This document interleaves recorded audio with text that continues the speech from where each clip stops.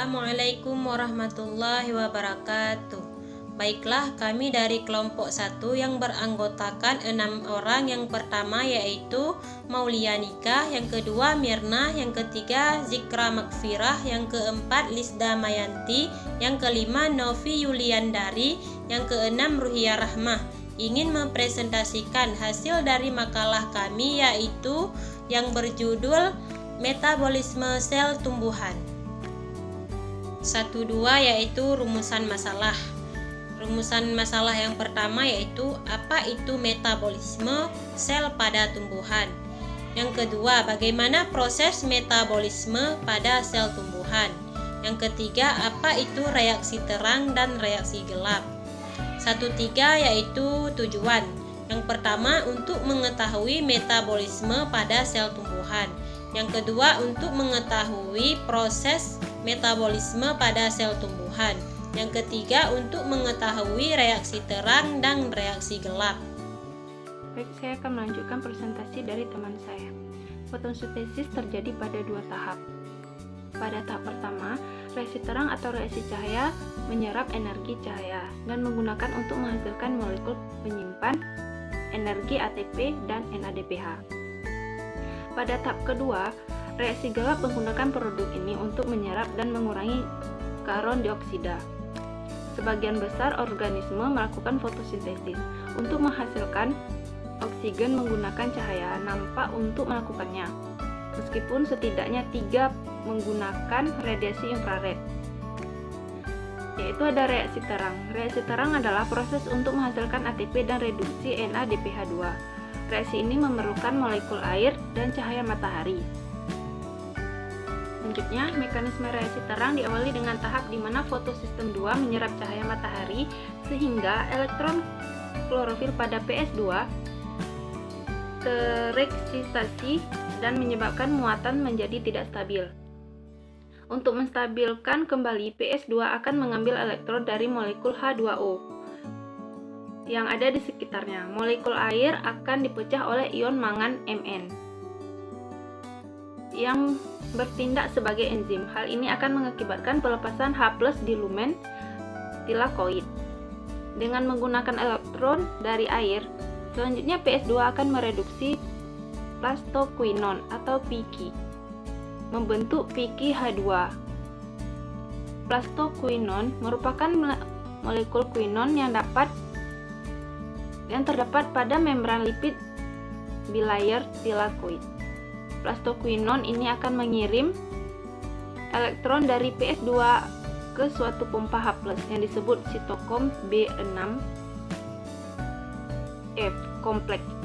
Reaksi keseluruhan yang terjadi pada PS2 adalah 2H2O ditambah 4 foton ditambah 2 Piki tambah 4H- menjadi 4H+ ditambah O2 ditambah O Piki H2.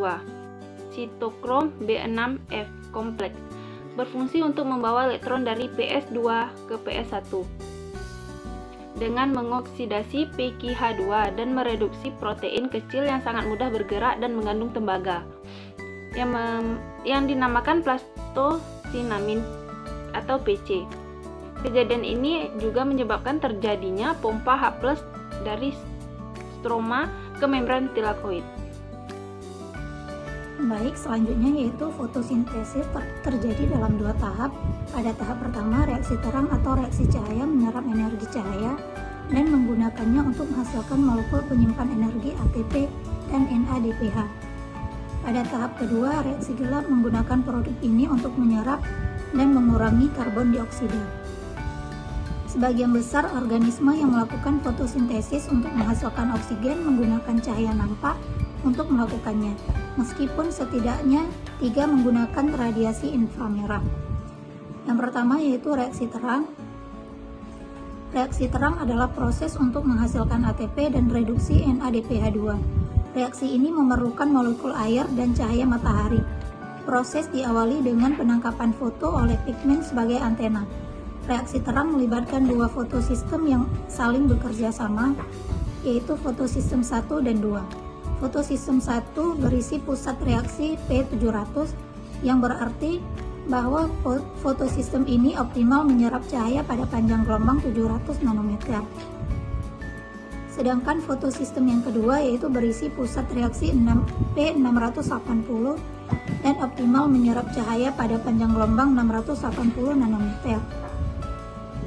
Mekanisme reaksi terang diawali dengan tahap di mana fotosistem 2 menyerap cahaya matahari sehingga elektron klorofil pada fotosistem yang kedua tereksitasi dan menyebabkan muatan menjadi tidak stabil. Untuk menstabilkan kembali, fotosistem yang kedua akan mengambil elektron dari molekul H2O yang ada di sekitarnya. Molekul air akan dipecahkan oleh ion mangan yang bertindak sebagai enzim. Hal ini akan mengakibatkan pelepasan H+ di lumen tilakoid dengan menggunakan elektron dari air. Selanjutnya, fotosistem yang kedua akan mereduksi plastoquinon membentuk PQH2. Plastoquinon merupakan molekul quinon yang terdapat pada membran lipid bilayer tilakoid. Plastoquinon ini akan mengirimkan elektron dari fotosistem kedua ke suatu pompa H+ yang disebabkan sitokrom B6F kompleks. Reaksi keseluruhan yang terjadi di fotosistem kedua adalah 2H2O tambah 4 foton tambah 2PQ tambah 4H menjadi P4H plus tambah O2 tambah 2PqH2. Sitokrom B6F kompleks berfungsi untuk membawa elektron dari fotosistem kedua ke fotosistem pertama dengan mengoksidasi PqH2 dan mereduksi protein. Sitokrom B6F kompleks berfungsi untuk membawa elektron dari fotosistem kedua ke fotosistem pertama dengan mengoksidasi PqH2 dan mereduksi protein kecil yang sangat mudah bergerak dan mengandung tembaga yang dinamakan plastocyanin atau PC. Kejadian ini juga menyebabkan terjadinya pompa H+ dari stroma ke membran tilakoid. Baiklah, saya akan melanjutkannya.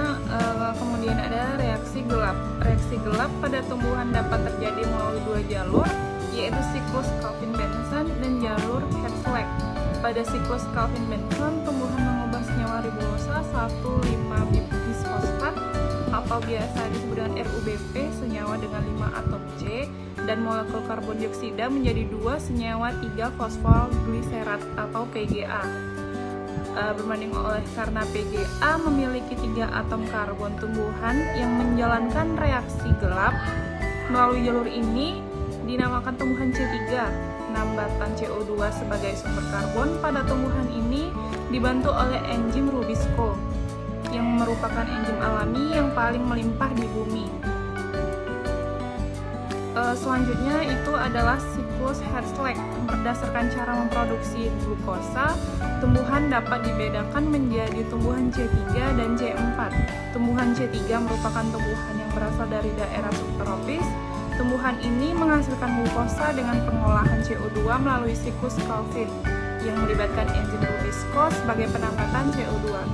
Tumbuhan C3 memerlukan 3 ATP untuk menghasilkan molekul glukosa. Namun, ATP ini dapat terpakai sia-sia tanpa dihasilkannya glukosa. Hal ini dapat terjadi jika ada fotorespirasi di mana enzim Rubisco tidak menambat CO2 tetapi menambat O2. Tumbuhan C4 adalah tumbuhan yang umumnya ditemukan di daerah tropis.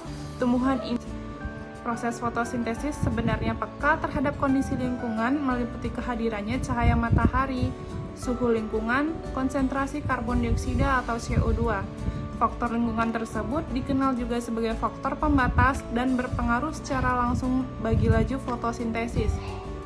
Faktor pembatas tersebut dapat mencegah laju fotosintesis mencapai kondisi optimum meskipun kondisi lain untuk fotosintesis telah ditingkatkan.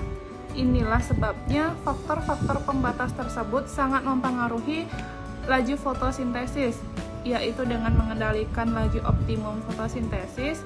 Selain itu, faktor-faktor Selain itu, faktor-faktor seperti translokasi karbohidrat, umur daun, serta ketersediaan nutrisi mempengaruhi fungsi organ yang penting pada fotosintesis, sehingga secara tidak langsung ikut mempengaruhi laju fotosintesis. B. Reaksi gelap. Reaksi gelap pada tumbuhan dapat terjadi melalui dua jalur, yaitu siklus Calvin-Benson dan jalur Hazlitt.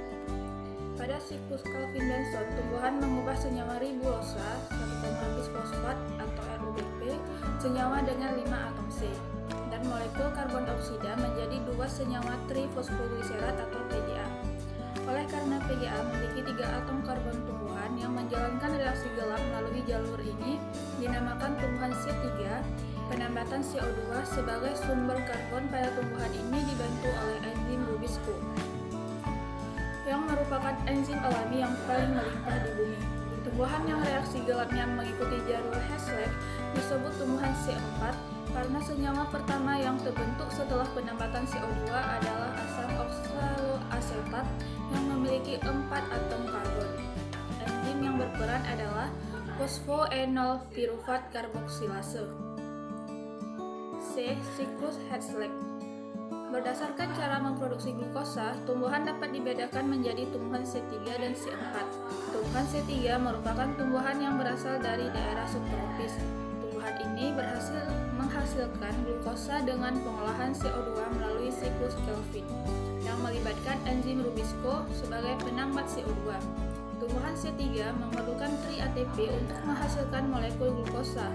Namun, ATP ini dapat terpakai sia-sia tanpa dihasilkannya glukosa.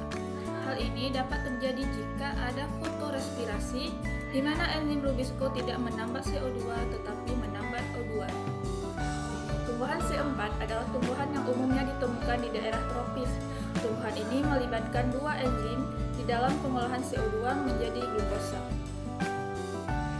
D. Faktor yang memengaruhi laju fotosintesis. Proses fotosintesis dipengaruhi beberapa faktor, yaitu faktor yang dapat memengaruhi secara langsung, seperti kondisi lingkungan, maupun faktor yang tidak memengaruhi secara langsung, seperti terganggunya beberapa fungsi organ yang penting bagi proses fotosintesis. Proses fotosintesis sebenarnya peka terhadap beberapa kondisi lingkungan, meliputi kehadiran cahaya matahari, suhu lingkungan, konsentrasi karbon dioksida atau CO2. Faktor lingkungan tersebut dikenal juga sebagai faktor pembatas dan berpengaruh secara langsung bagi laju fotosintesis. Faktor pembatas tersebut dapat mencegah laju fotosintesis mencapai kondisi optimum, meskipun kondisi lain untuk fotosintesis telah ditingkatkan. Inilah sebabnya faktor-faktor pembatas tersebut sangat memengaruhi laju fotosintesis, yaitu pakai sia-sia tanpa dihasilkannya glukosa. Hal ini dapat terjadi jika ada fotorespirasi, di mana enzim Rubisco tidak menambat CO2 tetapi menambat O2. Tumbuhan C4 adalah tumbuhan yang umumnya ditemukan di daerah tropis. Tumbuhan ini melibatkan 2 enzim di dalam pengolahan CO2 menjadi glukosa. D. Faktor yang memengaruhi laju fotosintesis. Proses fotosintesis dipengaruhi beberapa faktor, yaitu faktor yang dapat memengaruhi secara langsung, seperti kondisi lingkungan, maupun faktor yang tidak memengaruhi secara langsung, seperti terganggunya beberapa fungsi organ yang penting bagi proses fotosintesis. Proses fotosintesis sebenarnya peka terhadap beberapa kondisi lingkungan, meliputi kehadiran cahaya matahari, suhu lingkungan, konsentrasi karbon dioksida atau CO2. Faktor lingkungan tersebut dikenal juga sebagai faktor pembatas dan berpengaruh secara langsung bagi laju fotosintesis.